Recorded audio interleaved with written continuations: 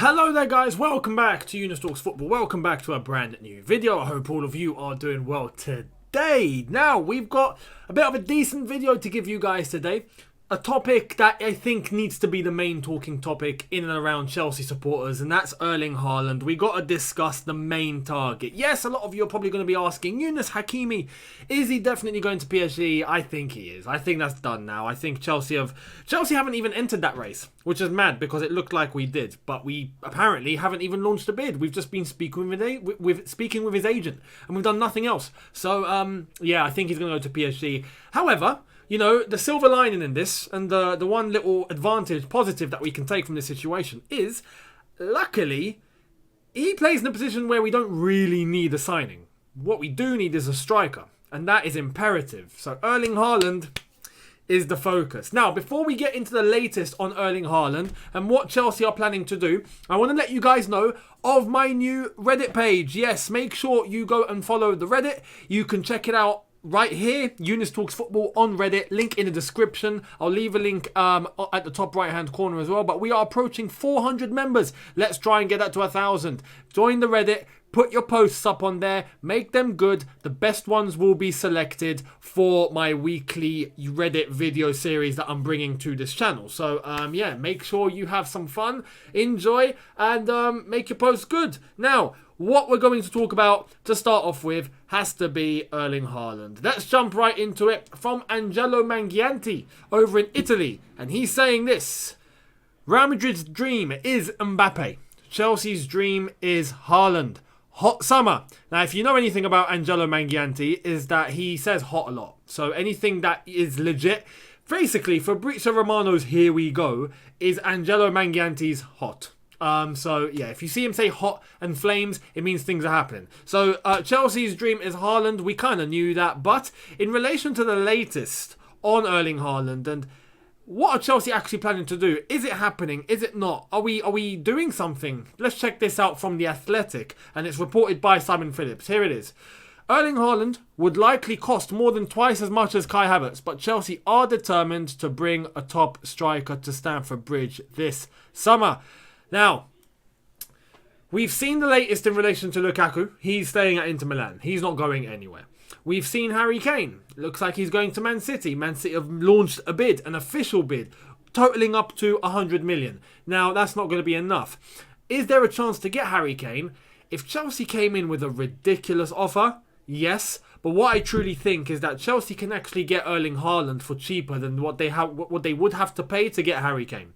So in that aspect, it's wise, both financially and in terms of ability, to go for Erling Haaland. Now, Erling Haaland to Chelsea would be incredible. And right now, in terms of who we need to bring to the club, I think it's key that we need a striker, we need a midfielder. Now, even a midfielder, and this is where I want to open up a little debate with you guys, because I thought this would be a good discussion. I went on to Talk Norwich City's channel, and you can subscribe to them and check them out. Banging Norwich content if you're interested in any Norwich content. But I went on there, so did Son of Chelsea, and we spoke about Billy Gilmour. Now, if Billy Gilmour goes, well, we're going to have Jorginho, Kante, Kovacic. It's only right that we actually try and get someone in. But if we don't, who would you want to see jump into the first team? Or which midfielder do you think we can rely on as a backup? Some are saying bring back Loftus-Cheek. Some are saying promote Conor Gallagher. Some are saying why not use Ampadu? Would you guys be cool with any of those three? Or do you think we need a Declan Rice? Or we need a Tchouameni from Monaco, which is looking likely in terms of money and in terms of age and ability and progression. I think Tchouameni would actually be a very, very good investment. But that's, you know, the signings that Chelsea need: a striker and a midfielder. Most notably, I'd say a defensive-minded midfielder. As I've just said in relation to the midfield department, do we actually need to sign someone? I'll leave that question with you. Let me know in the comments. Would you go with a Loftus-Cheek, even though he's not defensive? Would you go with a Conor Gallagher, even though he's not very defensive? Would you go with an Ampadu, who is defensive? Or would you want to sign someone? Now, the one area that we just need to sign someone is a striker. And Erling Haaland right now looks like our one and only option. So this is why I am more optimistic with this than I was with Hakimi. With Hakimi, as explained, it's a deal that didn't actually need to happen. Chelsea don't need a wing-back, right? We'll be fine without a Hakimi. We will be fine without signing anyone. Let's have it right. Yes, it'd be good to think about transition, to think about Azpilicueta and his last legs. Yes, but it's okay if we don't actually sign anyone. Especially the way that Thomas Tuchel's been setting us up there. I think the players that we've had have all put in a shift. We've seen Reece James do very well. We've seen Aspi play very well. We've seen Ben Chilwell do very well. We've even seen Marcos Alonso play very well. Emerson come in for cameos and do very well. So I'm not very worried. What I am worried is our clinical finishing and being able to put the ball in the net. And the fact that we're not clinical. And we're clinical maybe in terms of other players around the pitch, but definitely not our striker department. So it's key that we get a striker.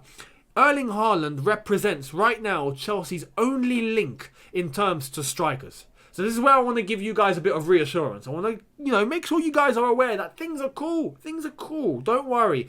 Hakimi, yes, would have been nice. Haaland, Chelsea will be making moves for. 100%. And the fact that Man City are now, tempted by Harry Kane, Lukaku staying at Inter, other clubs are really not interested. We've seen by Angelo Mangianti say that Mbappe is the prime target for Real Madrid. So the latest links about Haaland to Real Madrid, I don't think we need to worry about that. I think that's fake news.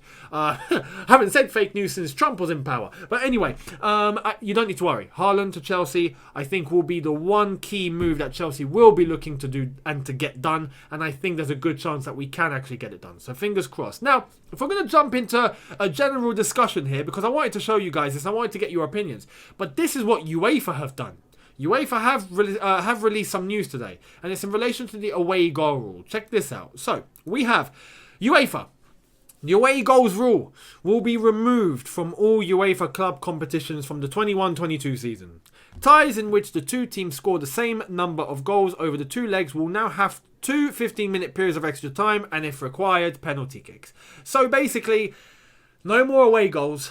If you're home or away or wherever, it doesn't matter. If you end up on the same amount of goals, it goes to extra time.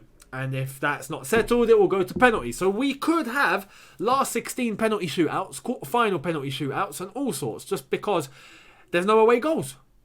Now, Chelsea have won the last Champions League that has away goals and that features the away goal rule. What do you think? Because I'm all for criticising UEFA. I'm all for criticising UEFA, the way they run, the way they do business, the money and all of that madness. Yes, I understand and I'm fully with you. But this, for me, isn't necessarily bad news. Yes, I like the away goal. Don't get me wrong. I enjoyed it. But I think the fact that it's a draw, let's say, it's equal goals and there's no away goal, means now there's incentive for teams to go out and score more rather than protect an away goal.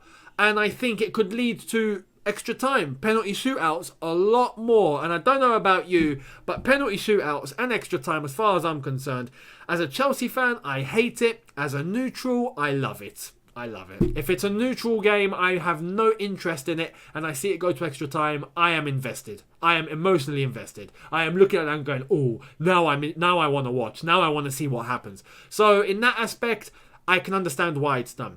But as a Chelsea fan, I don't want to see no last 16 penalty shootouts. I hate penalties. When it's my team, I hate penalties. When it's not my team, I love penalties. So, yeah, it is what it is. It's pack and parcel of what happens, as a football fan and the team that you support and the teams that you don't support. It is what it is. But let me know in the comments, do you agree with this? Is this something that you would like to see or you wouldn't like to see? Anyway, the rule is done now. It's happening. So whether you like it or not, it's happening. You're going to have to deal with it, I'm afraid. Sorry. But, yeah, let me know if you agree or you disagree with this rule, because personally, I don't mind it. I don't mind it. I can get on board with this. This for me is okay. No need for protest. No need for going mad. I think this is actually decent. So we'll see. Now, one last thing to end the video on is the fact that the Euro 2020 last 16 schedule is now known and released, and we know who is going to be playing who. And yes, the biggest game of the last 16 is going to be England versus Germany. So from a Chelsea point of view, this is actually massive, because we're going to have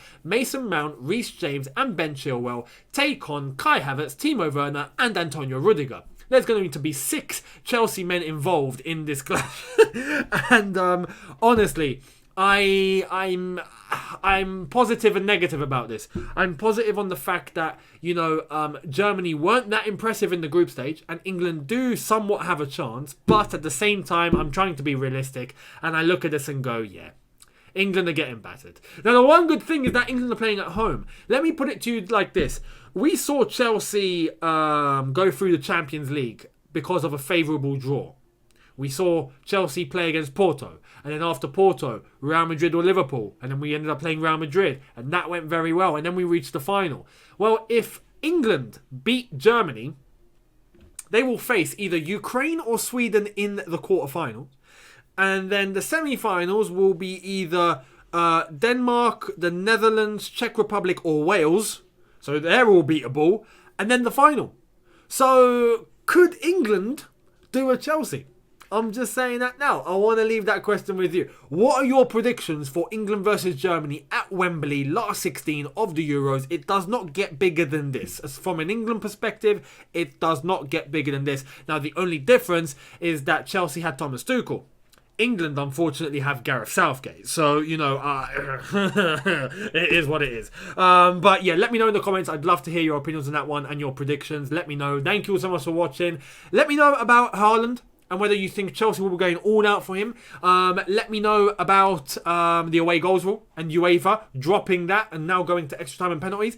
And let me know about England-Germany, last 16, your predictions. I'd love to hear it. Thank you all so much for watching. Hit that subscribe button if you are new. Hit that notification bell to be notified once I've uploaded. Smash the like button if you've enjoyed this. And I will see all of you tomorrow for a brand new video. Thank you for watching. Have a good one. See you tomorrow. Take care and peace.